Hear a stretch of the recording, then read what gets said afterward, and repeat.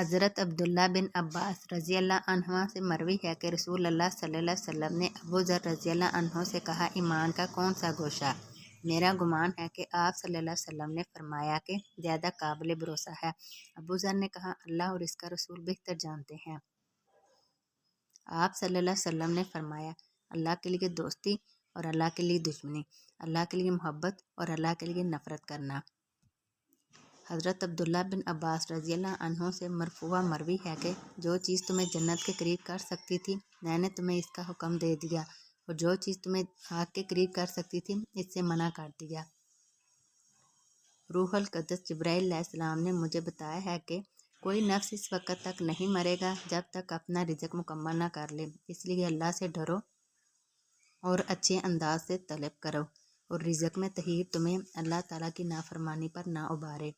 کیونکہ اللہ تعالیٰ کے پاس جو کچھ ہے اس کی اطاعت کے ذریعے ہی حاصل کیا جا سکتا ہے۔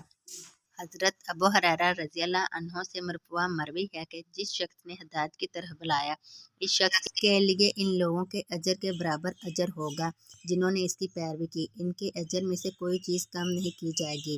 اور جس شخص نے گمراہی کی طرف بلایا اس پر ان لوگوں کے گناہوں کے برابر گناہ ہوگا جنہوں نے اس کی پیروی کی، ان کے گناہوں سے کچھ کم نہیں ہوگا۔ حضرت انس رضی اللہ عنہ سے مرفوع مروی ہے کہ ظلم 3 قسم کے ہیں، ایک ظلم کو اللہ تعالیٰ نہیں چھوڑے گا، اور ایک ظلم کو بخش دے گا، اور تیسرا ظلم بخشا نہیں جائے گا۔ وہ ظلم جو بخشا نہیں جائے گا وہ شرک ہے جسے اللہ تعالیٰ معاف نہیں کرے گا، اور وہ ظلم جسے اللہ تعالیٰ بخش دے گا تو وہ یہ ظلم ہے جو بندے اور اس کے رب کے درمیان ہے،